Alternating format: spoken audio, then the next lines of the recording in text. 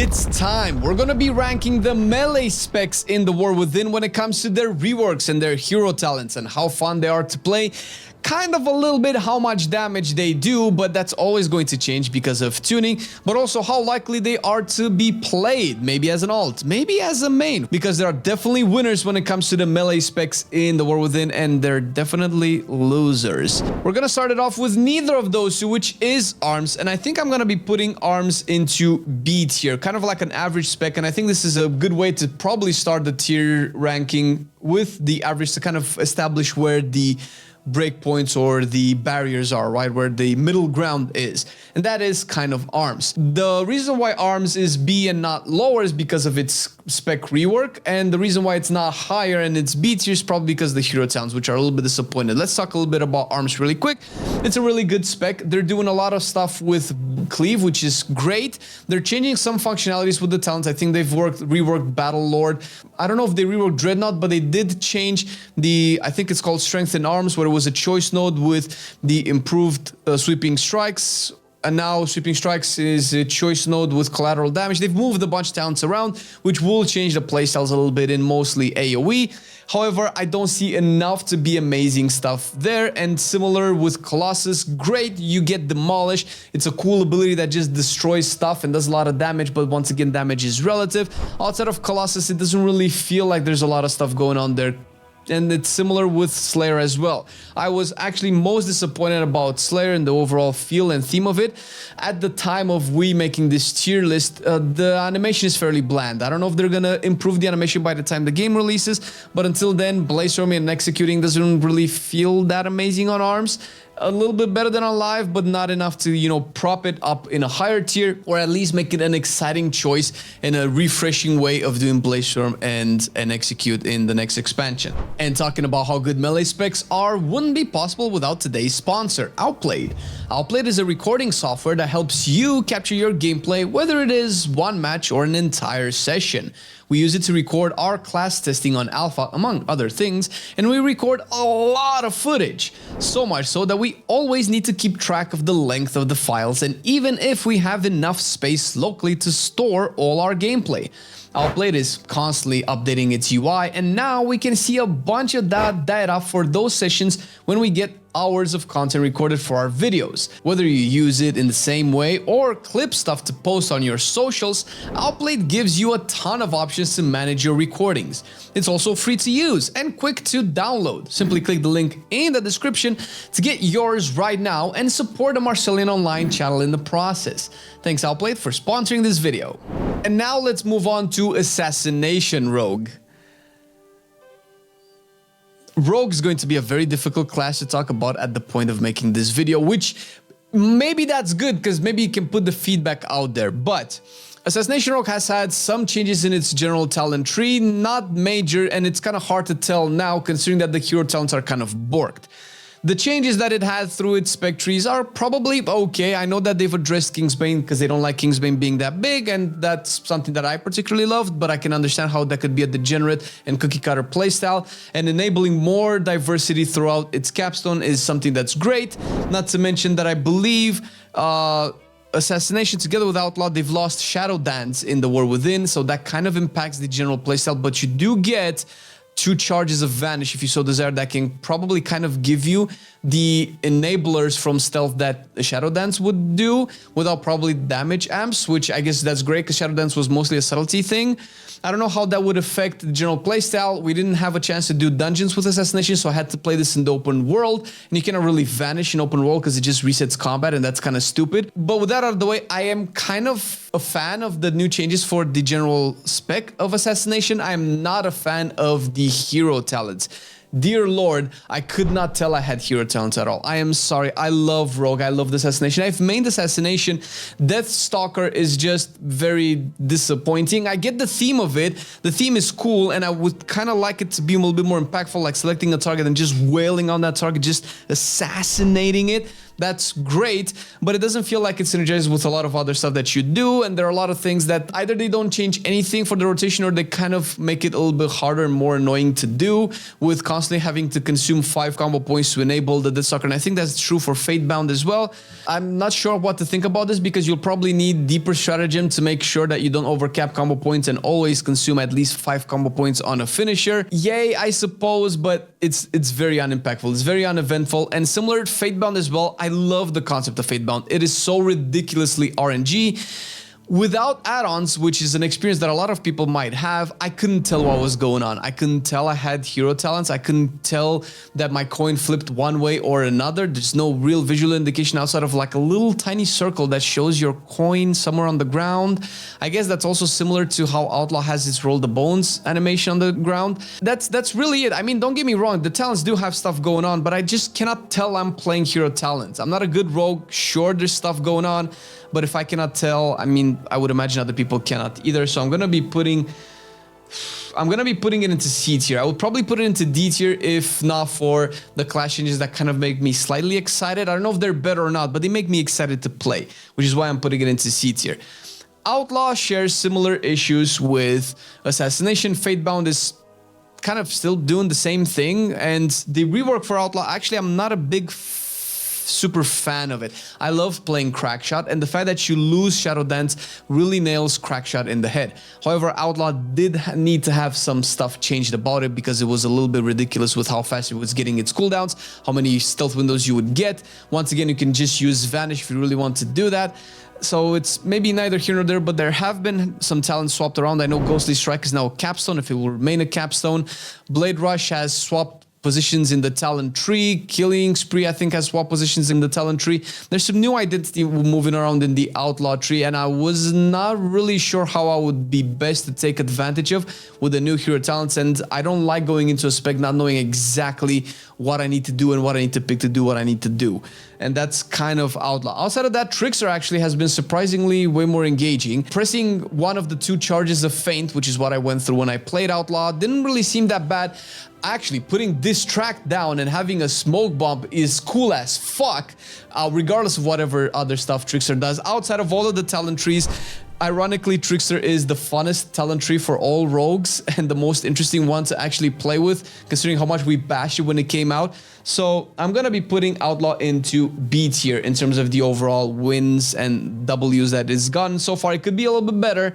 I'm still hoping that Fatebound could be the RNG epilepsy that I particularly hoped I would have while playing a coin flippy spec. I think Survival is legit our first D tier spec. Dear God, considering that this is probably my favorite or second favorite melee spec out of all of the specs here in terms of how it actually functions. It used to be my favorite. Overall, the class itself needs the desperate rework. At the time of doing this video, we don't have a Hunter rework announced. If by any chance it has been announced after you see this video, then you know it might go up a tier or 2.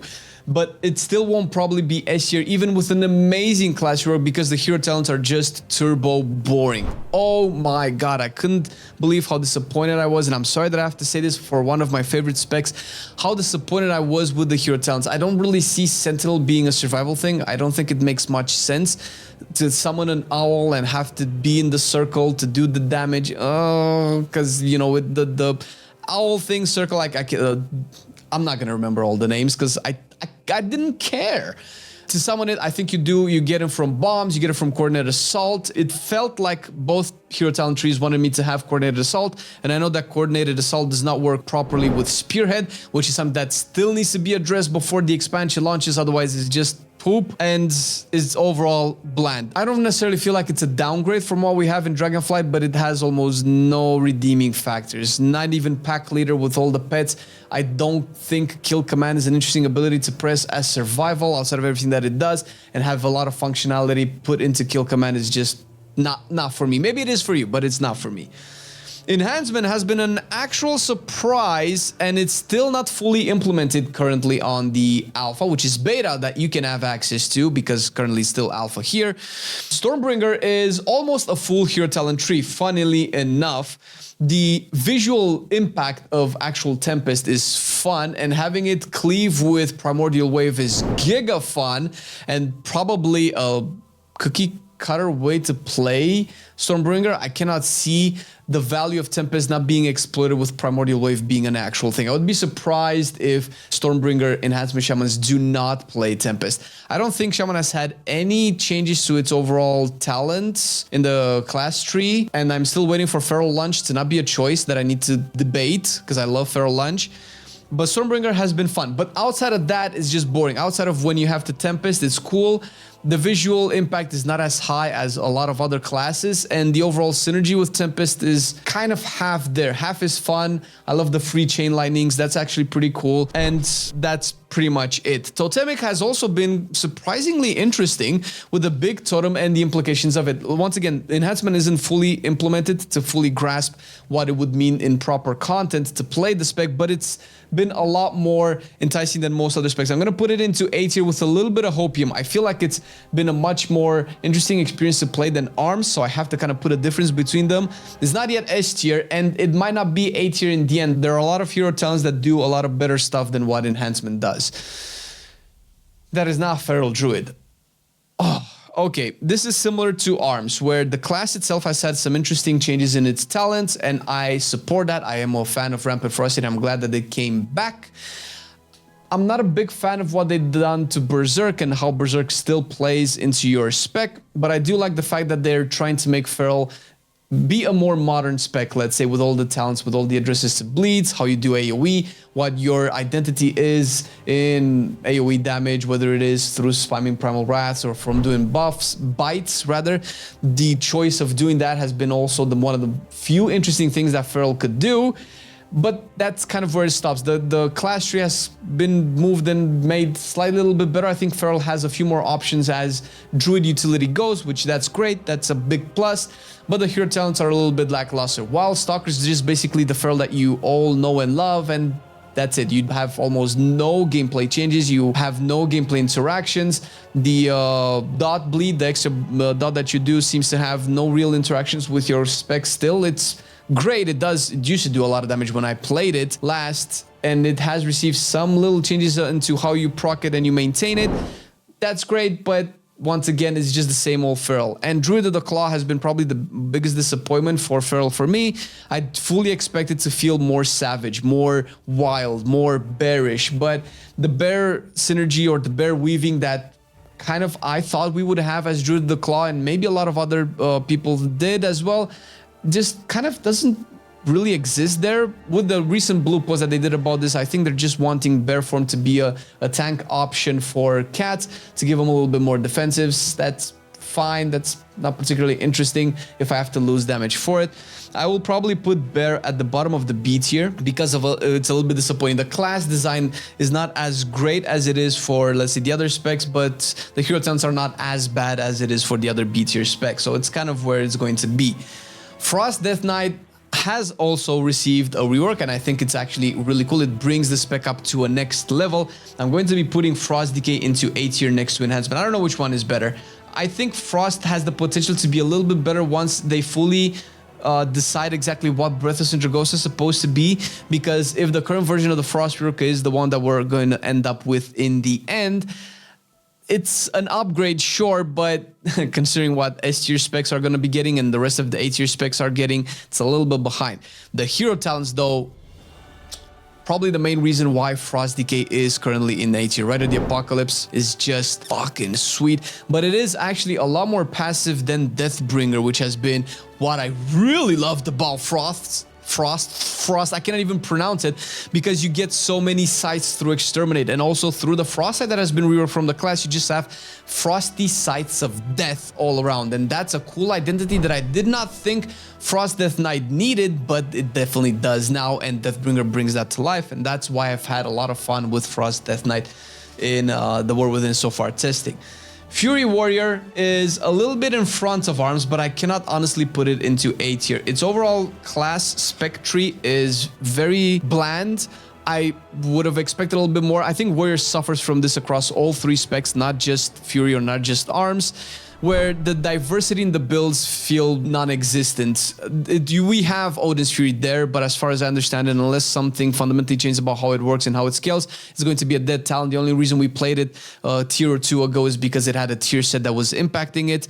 It seems like the rotation is still going to be fairly bland. There's no real flavor and identity to Fury as other specs would have. And even Arms has more spec identity than what Fury does. But at least Fury just plays slightly better. And Fury has access to Mountain Thane. And Mountain Thane is the winner of the Warrior Hero talents. And sad that it doesn't affect Arms because you're just going to be a Fury warrior that just used Thunderclap instead of Whirlwind. You don't know how much you love using Thunderclap instead of Whirlwind to get your Meat Cleaver AoE stacks going. You don't know until you play it, trust me. And if you have access to beta, I'd strongly recommend going out and testing it out. It's very close to making it into A tier, but the class situation with Fury just keeps it from being there. Havoc Demon Hunter has been a slight surprise as to how it plays. Its spec didn't really receive any changes, I don't think. I think the talent tree is mostly the same as you have it on live. But the hero talents are interesting. Aldrachi Reaver is a little bit weird because it functions around consuming souls to get your Reaver Glaive or whatever it's called to empower it and actually make it active. I was hoping for some other aspects of Havoc to be addressed within the hero talents and make it cool, but I don't think Throw Glaive is a bad way to approach it either. I kind of like throwing Glaive, but I kind of want it to be a little bit more meaty. And the proc chance of Reaver's Glaive is a little bit low, considering that you can talent into 2 stacks of Throw Glaive that can also eat Fury and be very beefy. Definitely didn't feel that way. And the fact that I have to go collect souls is kind of why a lot of people might not like Momentum, and they're definitely not going to like this, considering that you want to maximize soul fragment generation, so you're probably going to be playing a lot of sigils. I guess that's the idea, because Aldrachi is essentially Vengeance themed, and Vengeance is themed around soul fragments and sigils. That's not necessarily bad, but Vengeance does have ways to gather up all of those fragments, and I would imagine that playing Vengeance with Aldrachi feels a lot better. But with Havoc, you just have to kind of collect it and automatically generate them. I don't feel like it's fully implemented and tuned out yet to be cool, but the concept, I wasn't a fan when I heard about it, but after playing it, it gets better. Fellscard is also way more interesting because it definitely functions around Demonic, and Demonic is, you know, the core identity of Demon Hunter, period. It could be a little bit more interesting compared to other hero talents that we have here. I do kind of want to put Havoc at the bottom of the A tier. It's not quite B tier. It seems to do a lot better in the terms of hero talents than a lot of other B tier specs, weirdly enough, because I don't think the hero talents for Demon Hunter have been received very well. I was surprised at how much fun they were in the end, but it's not quite at the level of the rest of the A tier spec, so that's where we're gonna be putting it. Red Paladin, baby. Oh my god, the amount of W's that Red is getting. If you would have talked to Flame and Marcelian back in Shadowlands and BFA and Legion and told them, listen, Red's age is coming and it's coming hot with all sorts of goodies, we would have laughed in your face and said, dude, nobody loves Red Paladin at Blizzard. But now that Metzen is back, that's changed, and Red Paladin is an S tier spec, our first S tier spec of the day.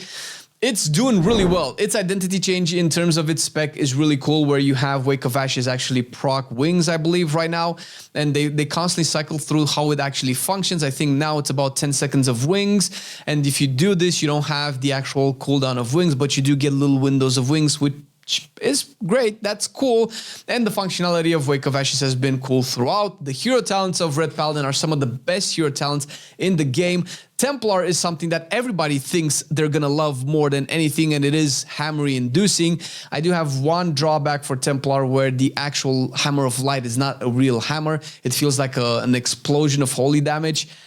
That normally wouldn't be bad, but when you tell me I have a Hammer of Light, I expect a big, fat, light infused hammer to slam down on my opponents, and the visual discrepancy of that just hits home very hard. Herald of the Sun, though, holy fuck, man. Like, I don't really care about the little radiance, little sunspots. They keep changing their name. The little lights of light that you get, that's fine. But overall, the theme, the speed of Herald of the Sun is like you're a DK on steroids, man. Not a DK, a Red Paladin on steroids. And that is actually really cool. And it feels better. If you don't really want to care about the little hammers, little extra abilities that proc, play Herald of the Sun. You're going to enjoy your Red Paladin. Subtlety Rogue. I'm probably going to be putting it around Assassination, although maybe it's a little bit better. I want to put it in front of Assassination. I don't think it's quite B tier yet. It also has received, I believe, some spec tree changes. I think Secret Technique is now a more central ability to use. Outside of that, it's obviously the only spec that has access to Shadowlands, which that's great. Overall, I think we can close it off with Rogue here. The changes to its class and spec, they're mostly fine. They're better than their current version in Dragonflight. What you actually end up playing in the War Within when it comes to the builds and the playstyles of Subtlety remains to be seen, because it's a very hard spec to theory craft for non-main Subtlety rogues or for non-big rogue brains. We're going to be waiting on smarter people to do that. The hero talents are slightly better because it does have access to Trickster, and that's just way more fun than Deathstalker that I've talked about it before. I'm trying Deathstalker. I haven't heard positive feedback about Deathstalker yet, so I will keep my mind open because I want it to be good. I want that assassination, that stalking, that ninja spec for Subtlety and Rogue in general, but it's just not quite there.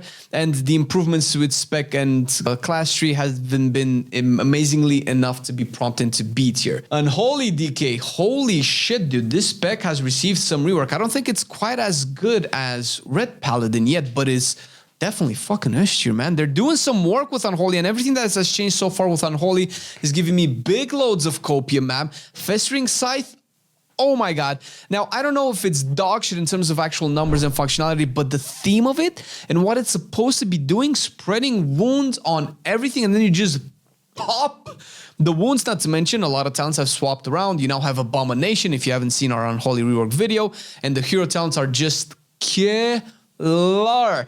Once again, you think you might want to play Rider of the Apocalypse Unholy Death Knight until you play Sandland, because goddamn that haste, that killing machine feel that you get, like you're an engine that just goes and survives everything, because Sandland is so tanky, just really fits the theme of the combination of Unholy with blood, which is what Sandland is supposed to represent. And it's pretty much win across the board. I believe actually the class rework is way better than Red. Red didn't really receive a proper rework, but the hero talents are slightly worse than Red. They're good. They're really good. I kind of expected mounted combat, to be fair, Blizzard.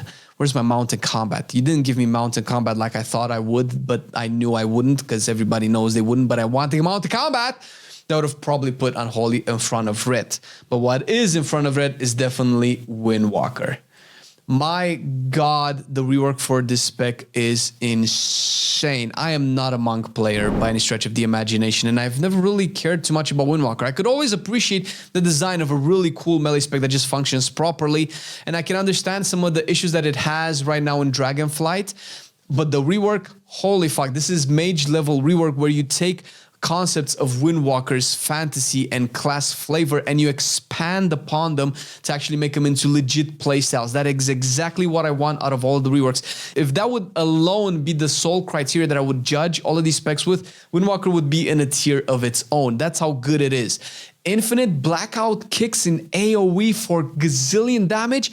Sign me up, baby. That's exactly what I want in a spec, and that's exactly what Windwalker is.